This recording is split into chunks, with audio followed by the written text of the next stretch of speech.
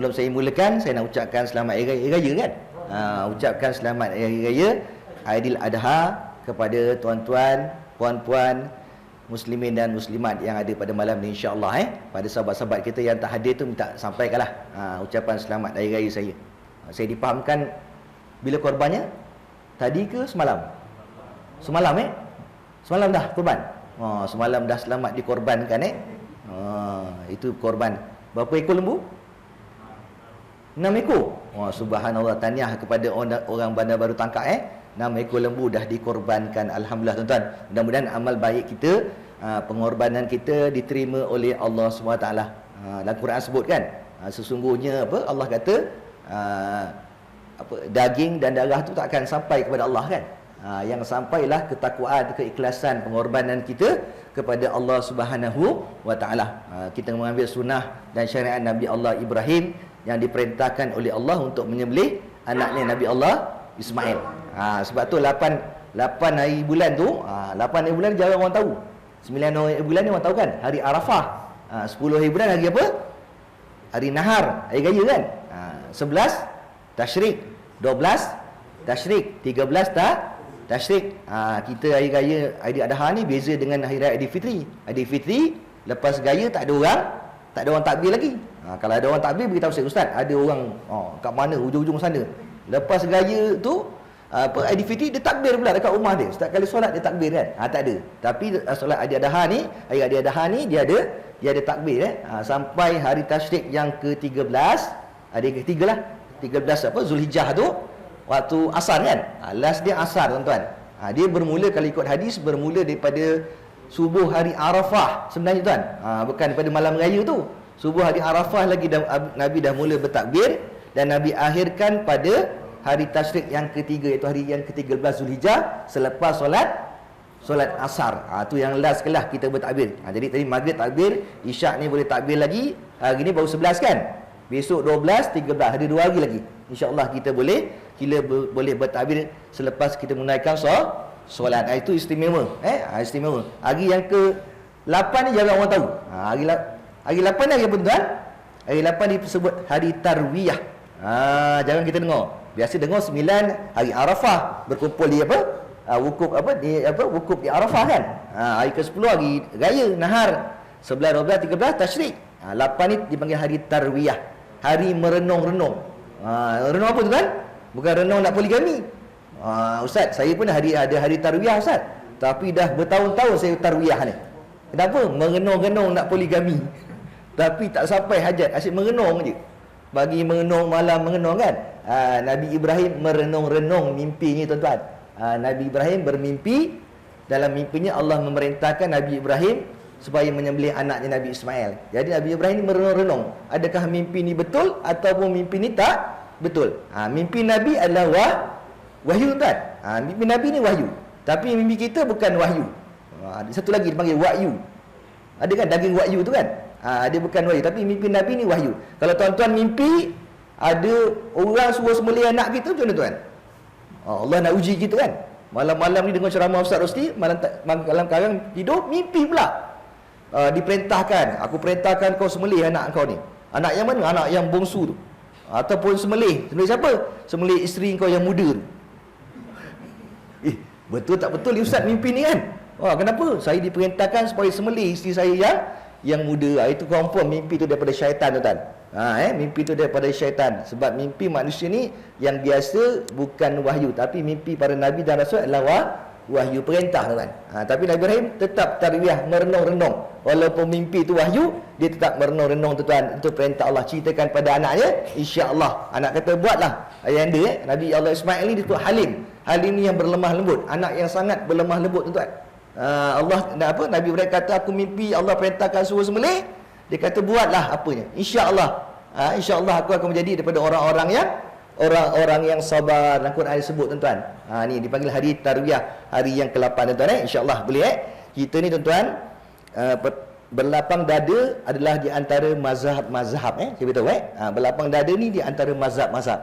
Kita ada mazhab Syafi'i, mazhab Hanafi, mazhab Hambali, mazhab Maliki. Di antara mazhab-mazhab tu ibu-ibu, kita boleh berlapang dada. Sebab kadang-kadang ada perbezaan Ustaz kan di antara mazhab-mazhab tu, dan kita pun meraihkan mazhab-mazhab. Contoh apa? Contoh zakat. Ni belum masuk menggunakan lagi kan. Contoh zakat. Zakat ikut mazhab kita, mazhab Imam Syafi'i, zakat mesti daripada tuan. Zakat daripada makanan asasi. Maksudnya kita orang Melayu ni Malaysia beras, zakat fitrah mesti beras. Hantar beras. Beras penuh dekat pejabat kadi atau pejabat zakat tu beras tuan-tuan. Tapi kita meraihkan mazhab yang lain, kita meraihkan mazhab Hanafi boleh ditukar dengan duit. Tapi siapa yang boleh tuan-tuan? Yang boleh, jelas betul. Yang boleh meraihkan, menetapkan menggunakan mazhab lain ialah orang yang fikih tentang mazhab tu. Siapa tuan-tuan? Ulil am. Kita ada mufti, kita ada ulama-ulama, dialah yang memutuskan, bukan kita sendiri tuan-tuan. Saya sendiri nak ikut mazhab ni, kan? Saya tak nak ikut mazhab Syafi'i, saya nak ikut mazhab ni. Mazhab ni tak boleh tuan. Tapi kalau pemerintah meraihkan, kita boleh ikut. Pemerintah kata okay, dalam bab ni kita ikut mazhab ni, dalam bab ni kita ikut mazhab ni. Contoh pergi Mekah kan, pergi Mekah ikut mazhab Ustaz, sebab mungkin tersentuh tuan-tuan kan. Ramai orang, kadang ramai, kita ikut mazhab Syafi'i, tersentuh kulit ajnabi, batal tak? Batal, walaupun tidak mendatangkan syahwat. Tapi ada mazhab apa Ustaz? Mazhab Maliki mazhab Maliki tersentuh yang tidak mendatangkan syahwat, tidak membatalkan wuduk tuan-tuan. Jadi kita ambil mazhab tu. Diputuskan oleh siapa? Diputuskan oleh ulil am. Ulil am perintahkan. Dia kata bila kita tiba sana, kita guna mazhab Maliki. Tak batal apa? Tersentuh ni tak mendatangkan syahwat, tidak batal. Kalau ikut Hanafi, hukumnya batal. Nampak tuan-tuan Jelas jelas dalam ini. Jadi kalau macam Yasin, tahlil, saya menyuruh tuan-tuan lah, kita buat je tuan. Sampai tak sampai itu Allah. Terpulang kepada Allah kan. Ada orang kata Ustaz, kita buat ni belum tentu sampai Ustaz. Kalau mak bapak kita tu ada akaun orang-orang soleh, dia kata kita doa sampai Ustaz kan. Contohlah kata macam tu kan. Itu pendapat masing-masing tuan-tuan Kita berpegang bila kita buat Yasin, tahlil ni, kita doakan untuk ibu bapa kita telah meninggal dunia. Mudah-mudahan kita termasuk pada kategori yang ketiga tu. Kan iza mata ibnu adam inqata'a amaluhu illa min thalas. Kata Nabi, apabila mati anak Adam tu, maka terputuslah segala amalan tuan-tuan. Sebab tu bila Nabi pergi Isra' wal Mi'raj, Nabi tengok Nabi Allah Ibrahim Ustaz dia bersandar je dia bersandar dekat Baitul Ma'mur Ustaz Baitul Ma'mur ke Sidratul Muntaha, dia bersandar dekat Baitul Ma'mur tuan-tuan. Tak buat apa pun.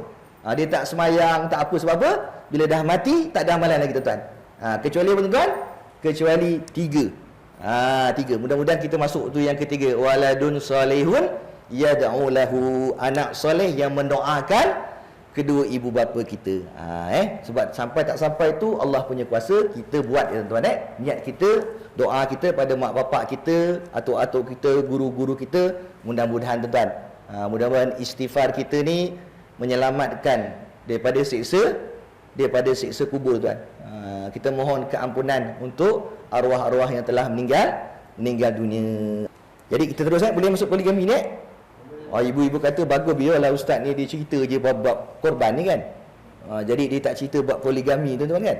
Dah 2 minggu dah poligami ustaz. Masuk ni dah 3 kan. Minggu depan mungkin ada satu lagi. Ya Allah, panjang ni tajuk poligami ni kan. Sebab apa tuan-tuan? Sebab untuk memberi kesedaran kepada kita, khususnya kepada kaum lelaki, poligami ni bukan sesuatu yang mutlak untuk kita tuan-tuan. Dialah sunnah Nabi yang bersyarat.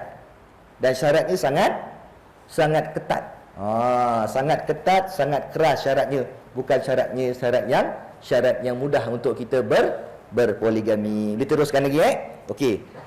Tadi sebut satu syarat keadilan. Selain daripada keadilan tuan-tuan, dia ada satu syarat lagi ibu. Untuk suami ni nak berpoligami, orang lelaki nak berpoligami, dipanggil kesanggupan. Sanggup apa tuan-tuan? Sanggup untuk memberi nafkah kepada isteri dan isterinya yang lain. Dia sanggup untuk memberi nafkah zahir dan batin. Kadang-kadang batin boleh bagi. Ustaz, saya sanggup bagi nafkah Ustaz. Nafkah apa? Nafkah batin. Sebab saya 2-3 pun boleh tuan-tuan. Ada kes macam ni kan. Tuan-tuan disebut tuan-tuan dalam surah apa?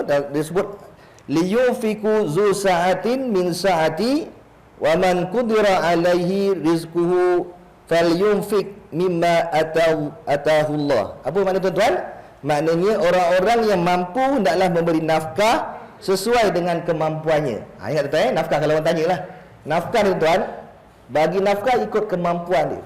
Orang kaya mesti bagi nafkah dekat isteri ikut cara orang kaya. Dia mampu bagi rumah banglo, ibu-ibu. Kena buatkan rumah banglo. Jangan buat rumah kecil je, PPRT. Kaya tuan-tuan, tapi buatkan rumah PPRT untuk isteri dia. Tu namanya zalim, Ustaz. Sebab apa? Sebab dia mampu untuk buat rumah besar orang kaya. Saya dah beritahu tuan-tuan, orang kaya mesti hidup cara orang kaya. Tujuan apa tuan-tuan? Orang kaya ni kena hidup cara orang kaya. Pertama apa tuan-tuan?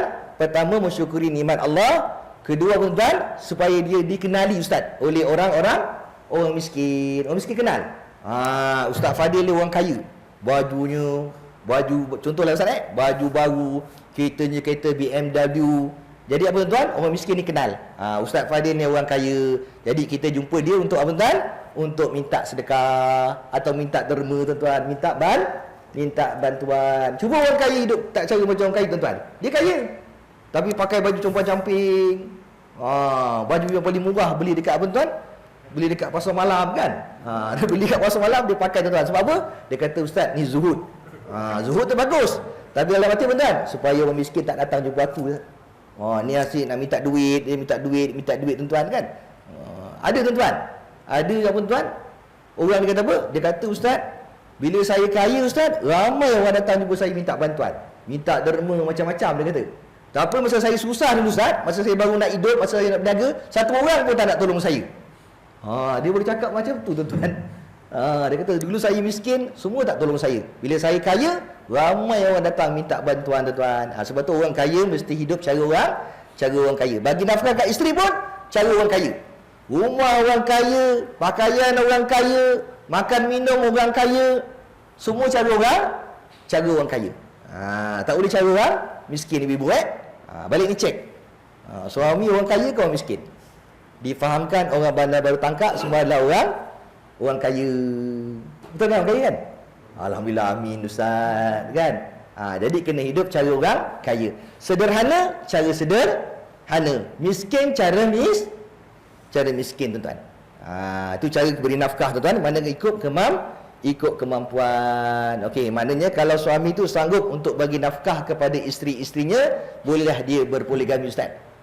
Saya orang kaya ustaz, saya sanggup bagi tempat tinggal. Ini untuk isteri pertama rumah banglo, isteri yang kedua ni rumah banglo.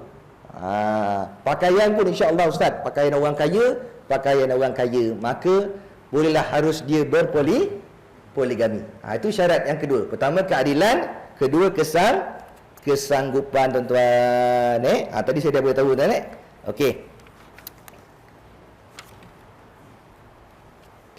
Bagaimana kalau seorang lelaki itu mampu memberi nafkah zahir dan batin kepada isteri-isterinya dengan cukup, tetapi jiwa dan perasaan isteri yang pertama, Allahu Akbar tuan tersiksa dan rosak kehidupan dirinya serta anak-anaknya, adakah harus juga lelaki tersebut berpoligami? Dia mampu Ustaz, bagi nafkah zahir dia mampu, sediakan rumah banglo dia mampu, tapi isterinya tersiksa jiwa dan raga. Allahu Akbar tuan-tuan. Bukan isteri je tuan-tuan, anak-anak juga tersiksa jiwa dan raga, tersiksa tuan-tuan, disebabkan suaminya berkahwin lagi satu. Ini yang ibu-ibu dengar memang tak nak bagi ibu-ibu dengar tersiksa jiwa dan raga. Allahu Akbar ibu-ibu Okey. Ada setengah kecil ulama berpendapat seseorang yang hendak berpoligami itu mestilah berkeyakinan penuh mengikut perhitungan yang jujur bahawa perkahwinan yang kedua tidak menyiksa jiwa dan perasaan isteri yang pertama dan tidak merosakkan kehidupan dirinya serta anak-anaknya tuan-tuan. Dia mesti yakin bila berkahwin nanti, walaupun dia boleh berlaku adil, dia ada kemampuan, tapi dia mesti yakin tuan-tuan bahawa bila dia berkahwin nanti isterinya tidak tersiksa, anaknya tidak teraniaya. Sebab tu saya cakap tadi, nak poligami ni bukan suatu yang mudah, bukan suatu yang mutlak, syarat dia ni ketat tuan-tuan. Tapi sekarang ni orang dah tak fikir tu kan. Syarat ketat ustaz, kalau nak kahwin jugalah. Tak payah pergi mahkamah, dia terus pergi Thailand tuan-tuan.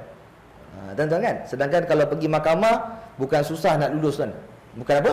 Bukan senang nak lulus, bukan senang nak ibu-ibu.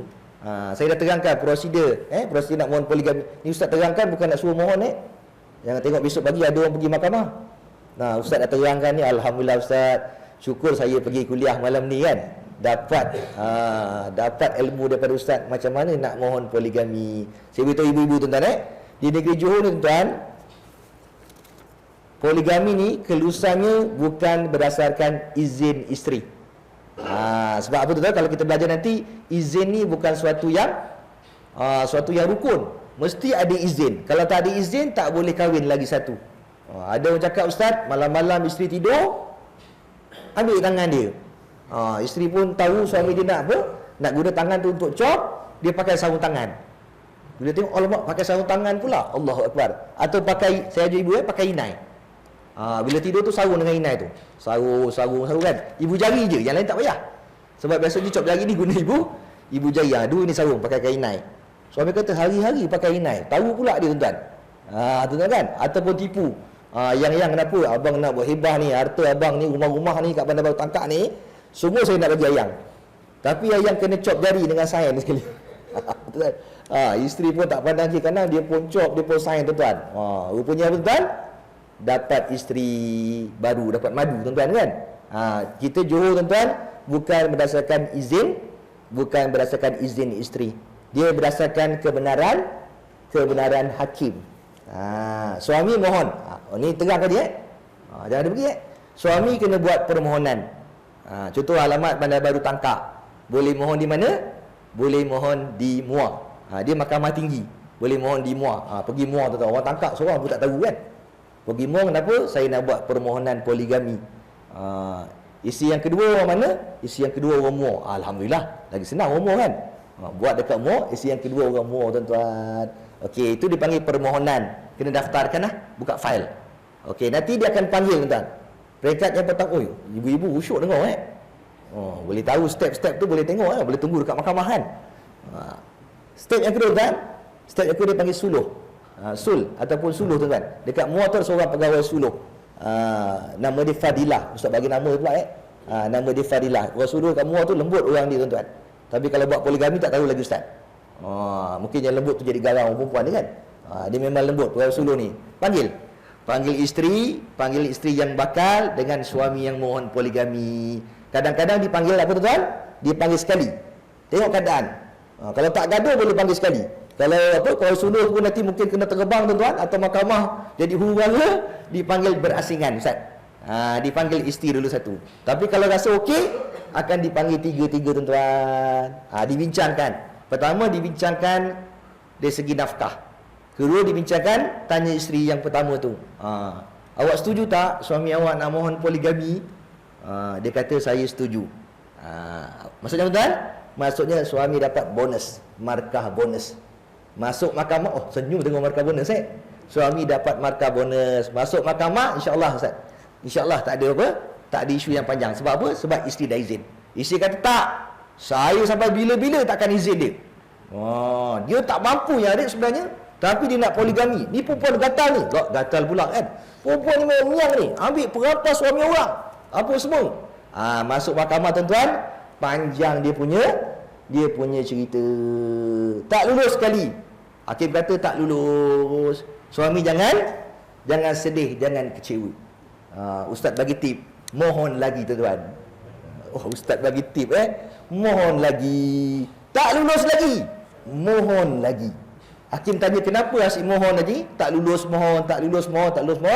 Saya nak menunjukkan kesungguhan saya untuk poligami. Hakim dengar perkataan kesungguhan tu, dia punya berbunga-bunga hati hakim tu. Hakim kata apa?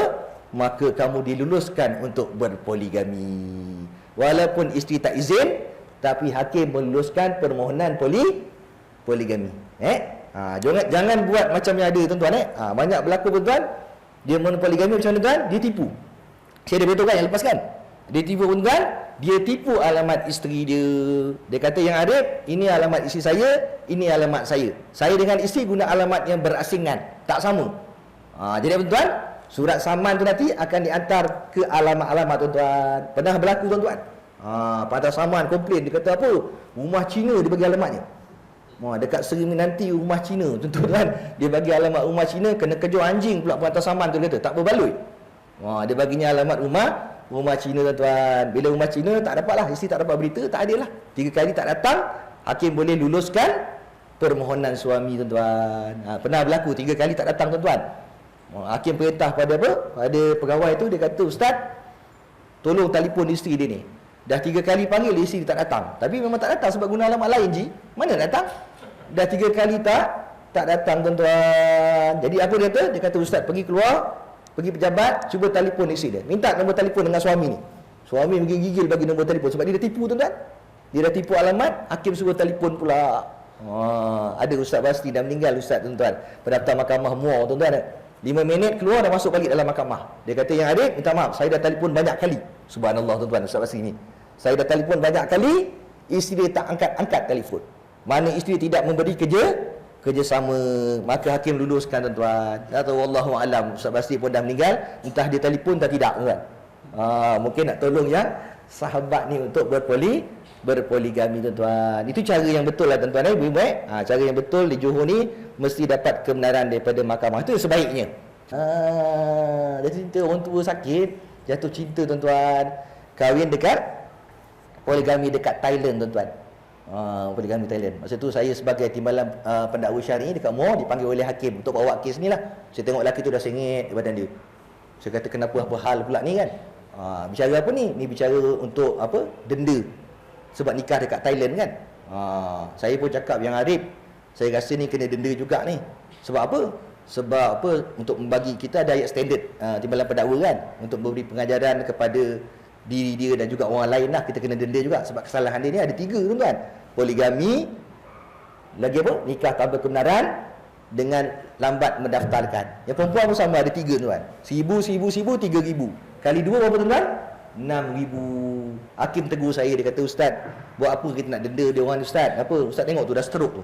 Dah sengit kepala dia tu. Ustaz tak kesian ke tengok tu? Saya kata terpulang kepada yang Arif lah. Akhirnya tuan-tuan, akhirnya diberi kelakuan baik. Bukan 1,000 je, kelakuan baik.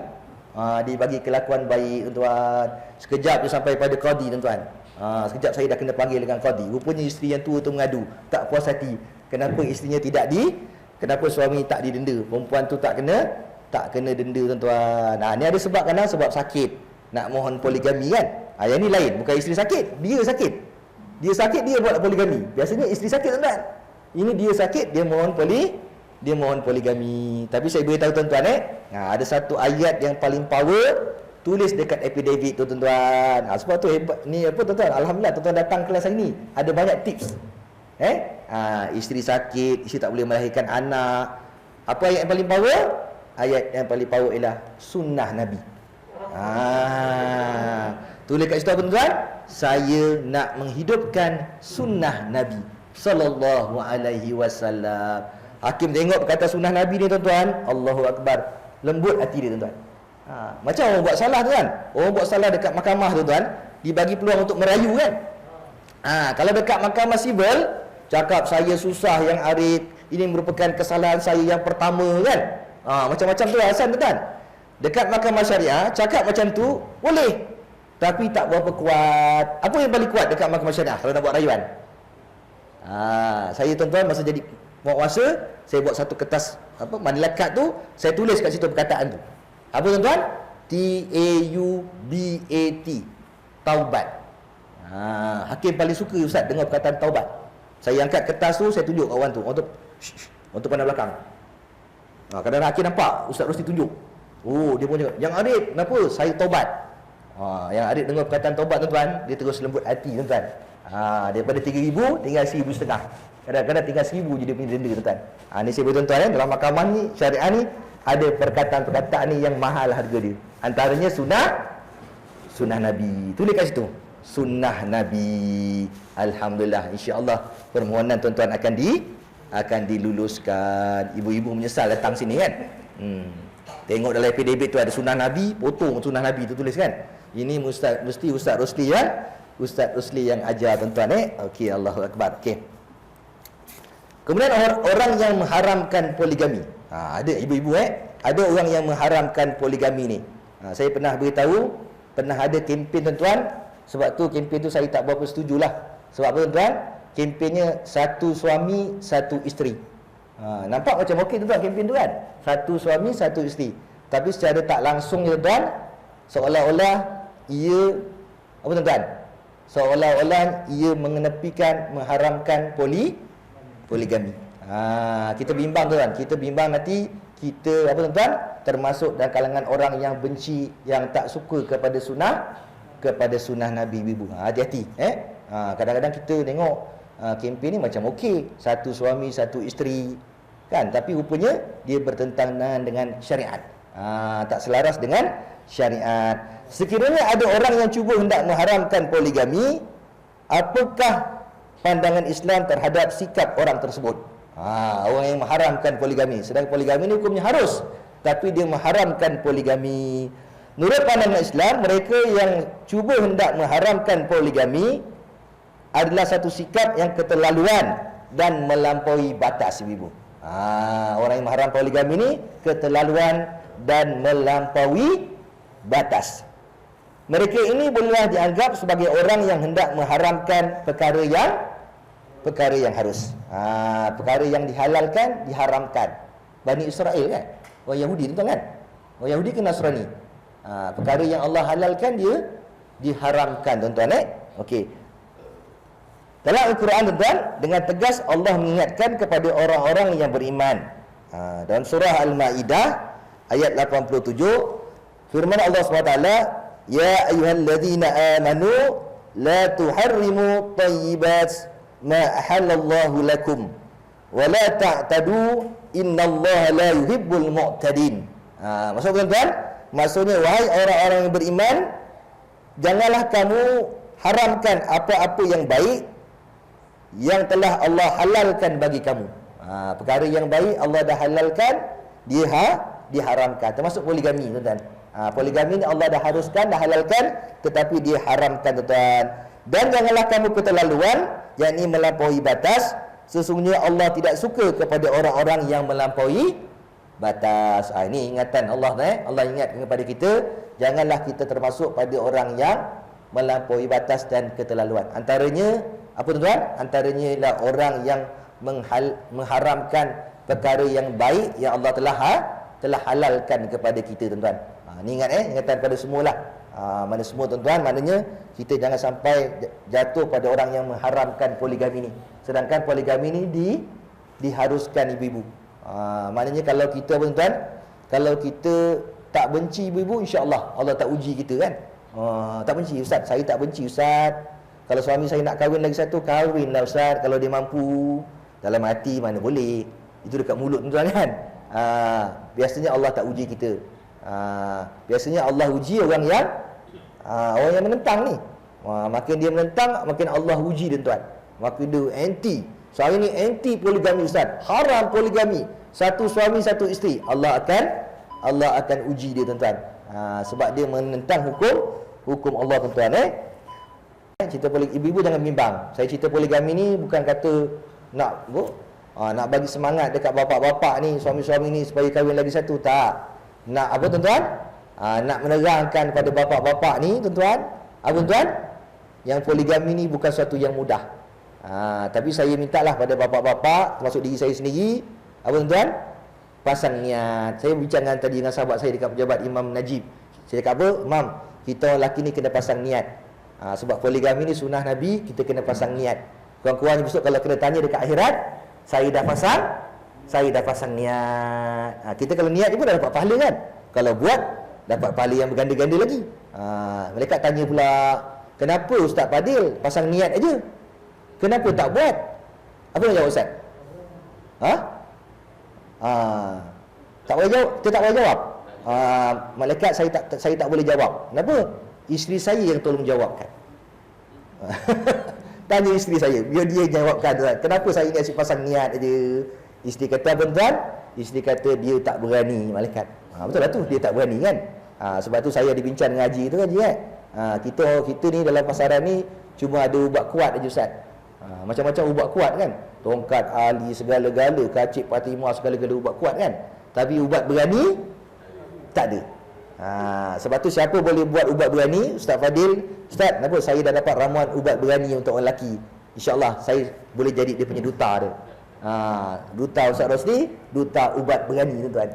Kalau tak berani, fa in khiftum alla ta'dilu fa wahida, kata Allah. Sekiranya kamu tak berani, kamu bimbang untuk berlaku adil, cukuplah satu saja isteri tuan. Alhamdulillah kita dah ada satu isteri tu.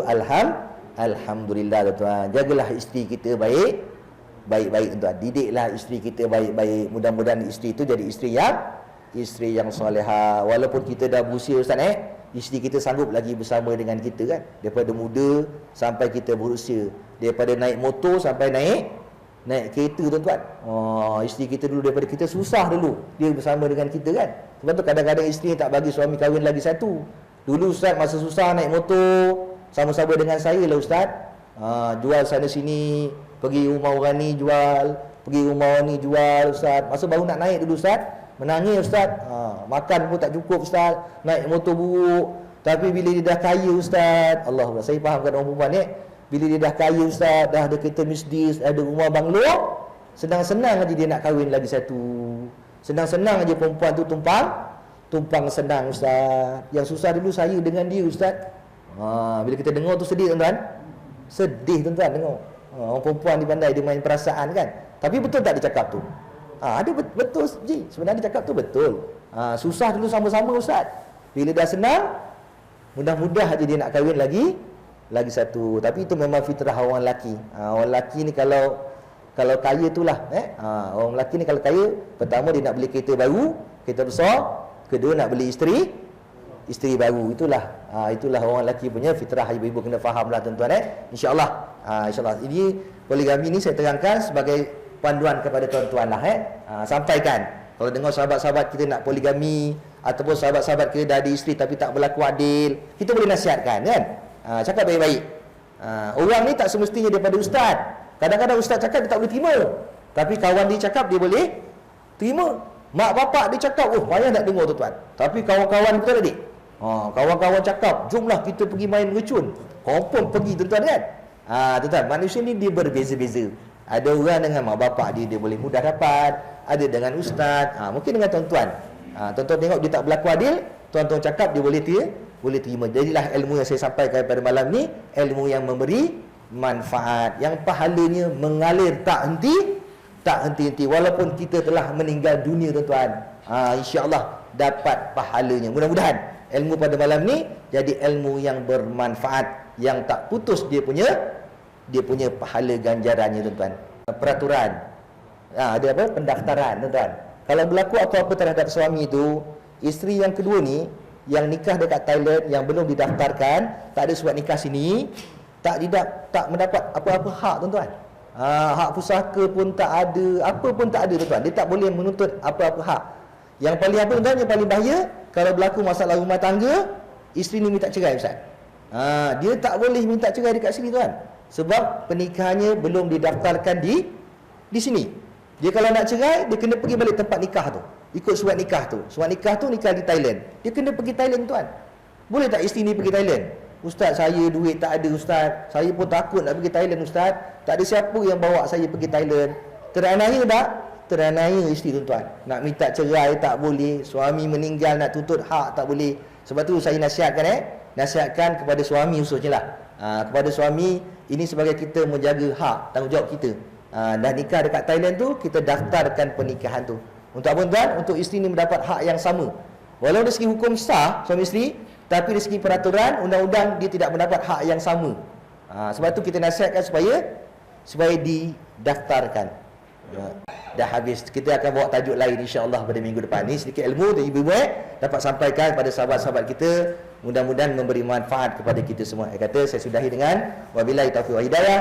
Wassalamualaikum warahmatullahi wabarakatuh.